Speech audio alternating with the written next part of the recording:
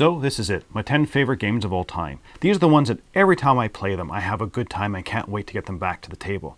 So let's get right into my top 10. My number 10 game combines several things I enjoy.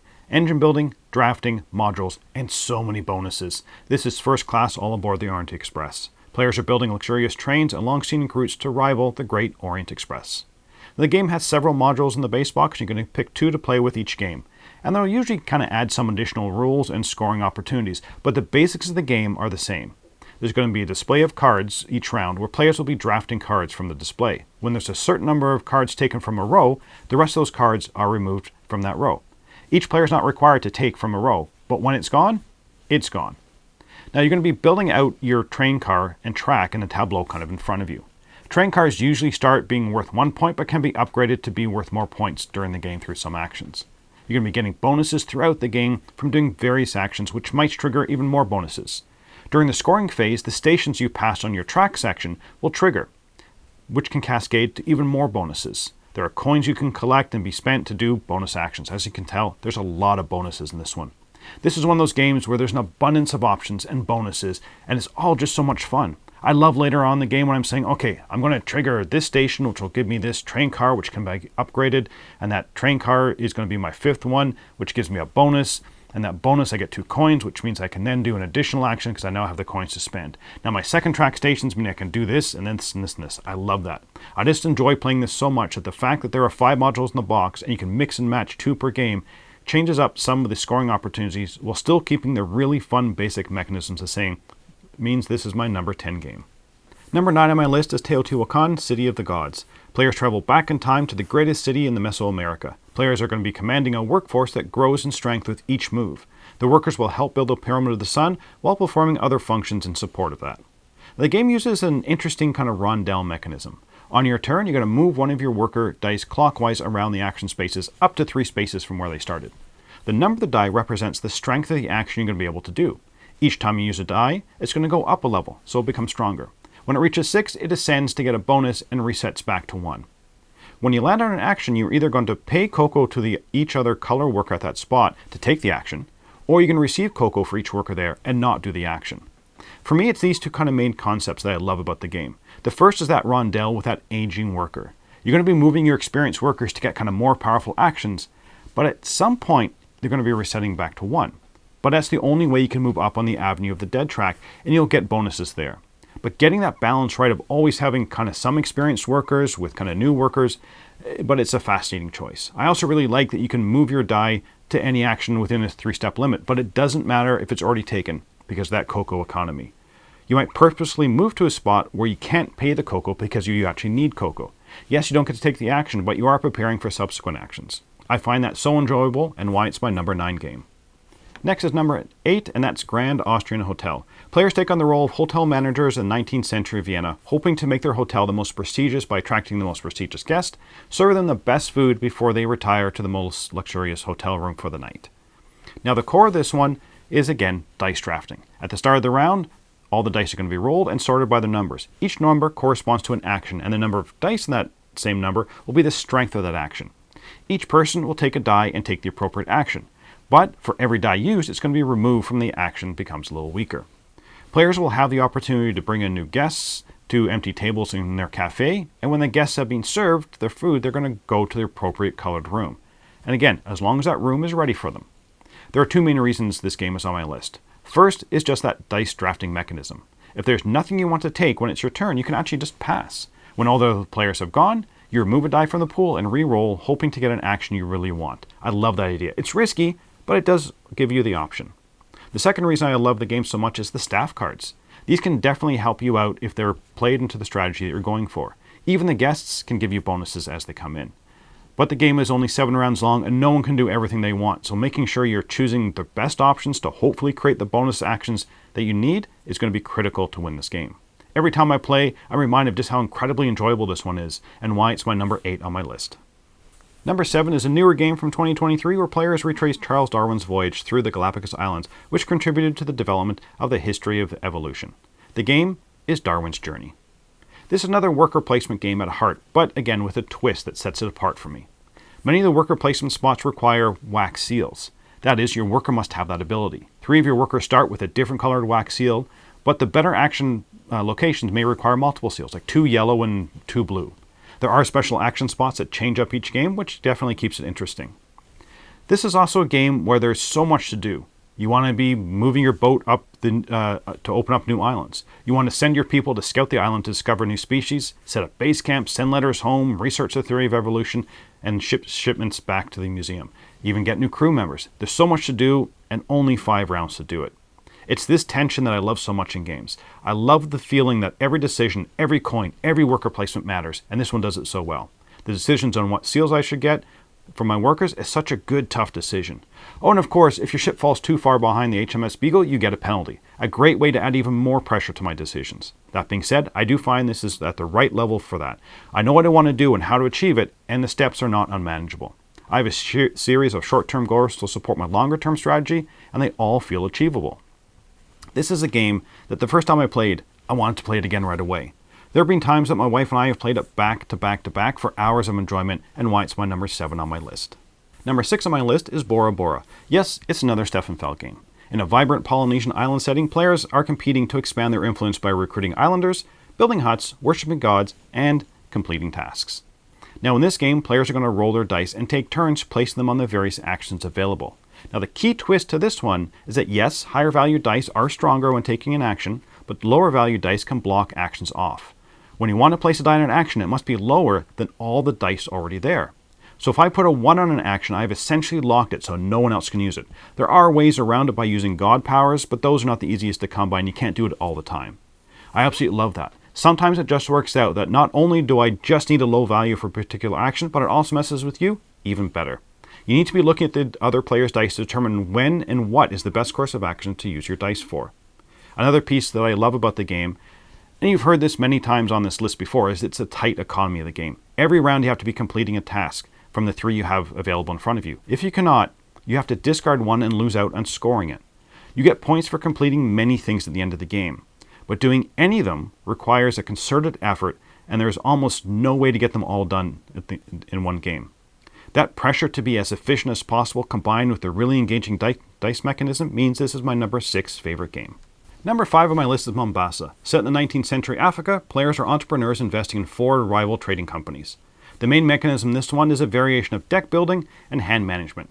Players start the game with an identical set of cards, but throughout the game you can acquire more and different ones. At the beginning of each round, players are going to choose a set of cards to play for that round, 1 in each open slot in front of them under their player board. Usually having the most of one type of card in your display will give you an advantage. Once all players have revealed their cards, players are going to then take turns doing the actions with their cards. When the round is over, you're going to move your cards directly above their spots to the matching resting spots. So my leftmost card is going to be going into my leftmost resting spot and so on. You then return all the cards from a single resting spot back to your hand for the next round. Every time I play this game, this mechanism just fascinates me.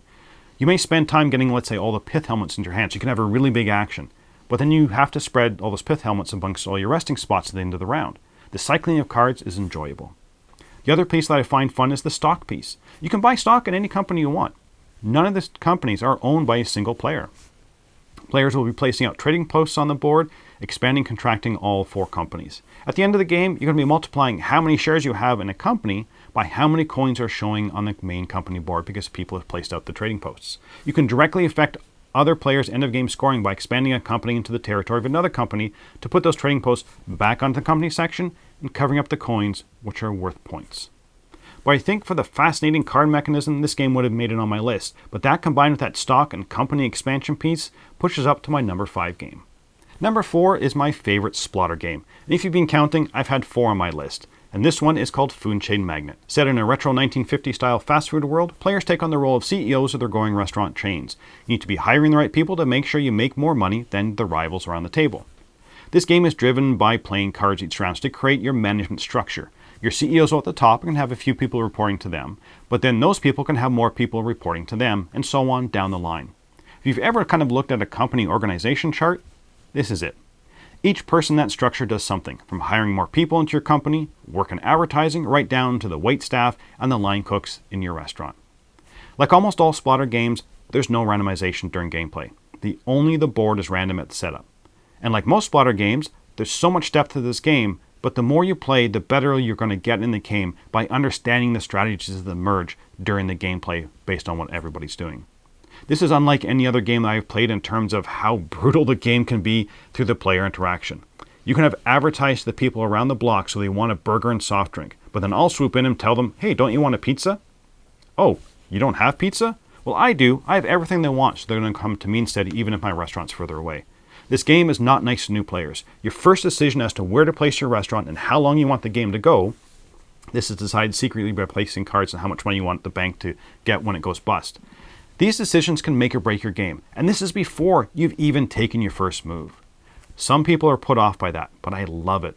This used to be my number one game for a few years, and it has slightly slipped because it's harder to get to the table, but after actually playing it twice this year, I'm thinking I may have ranked it too low, and that's why it's my number 4th game. Next is number 3, and this one is, sadly, I believe, completely out of print. This is called Madeira. Players act as influential houses tasked with the developing of the islands for the Portuguese crown, focusing on managing resources, fulfilling royal demands, and of course, producing some delicious Madeira wine. This is a dice drafting and action selection game. At the start of a round, dice are rolled for the different guilds, 3 dice per guild. In turn order, players are going to take a row of dice and a crown request from the same row. Players will then take turns placing their dice on the different characters. There is a limit to the number of dice that can go on a character. The characters move around the game, but wherever they are, if a dice you place on them to do the action is equal to or higher than their current region, no cost.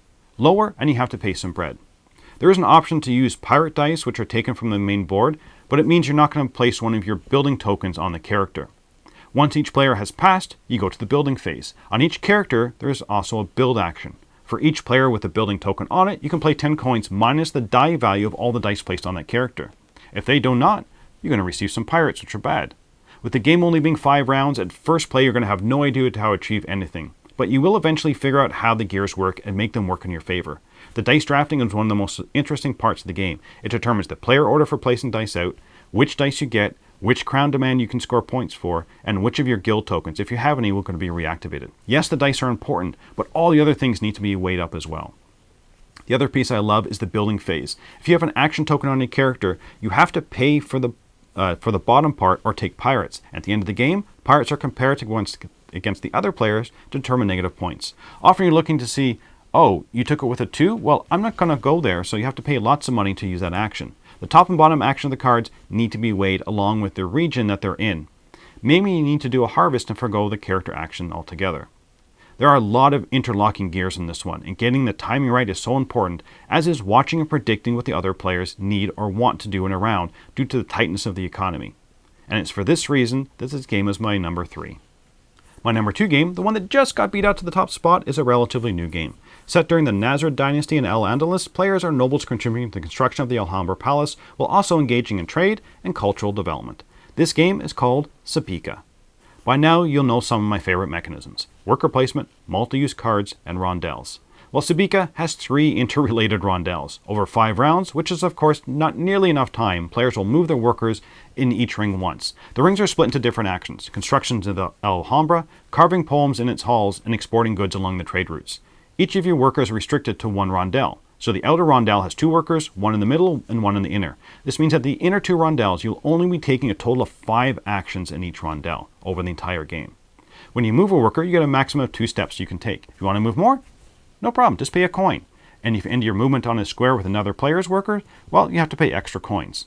In a game where coins are so tight, often delaying taking an action with one of your workers to see maybe if the ones in front of you are actually going to move out of your way so you can take that action is fun. This piece of the game is one that I find so incredibly interesting. You will hopefully get end-of-game scoring scrolls that you need to be taking actions to support. When you first sit to play this game, you're going to have a hard time figuring out how you can achieve anything. And as you can tell, this is what I like. But you soon be looking at the bonus actions you get to do certain things. Going to the spot means I can do the main action, but there is a secondary bonus I can use. Can I use that first in some way?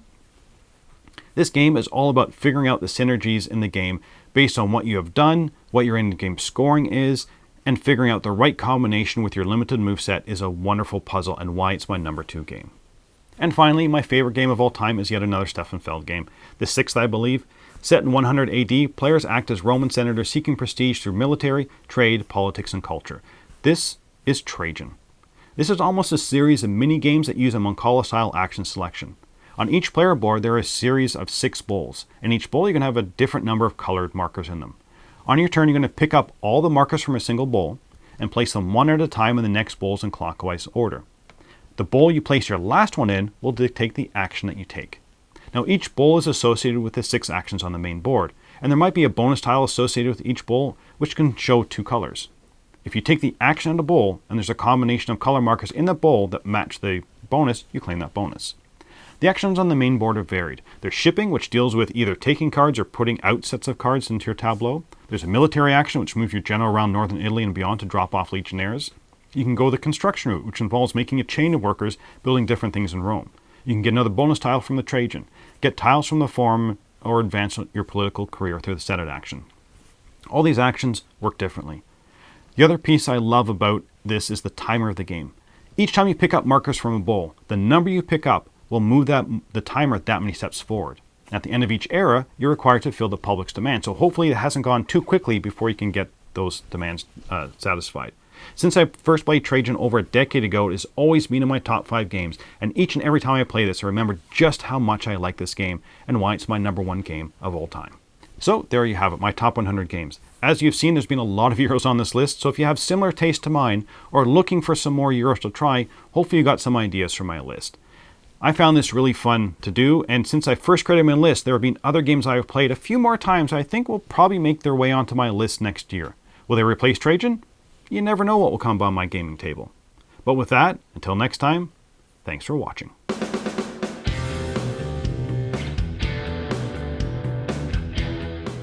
Hey everybody, thanks for watching this video. If you like this review or whatever you just watched, wasn't it amazing? Check out our channel, Dice Tower. We have all kinds of things. We review games, we do top 10s, we play games live. It's all about board games, but especially the people who play them. Check out Dice Tower YouTube channel.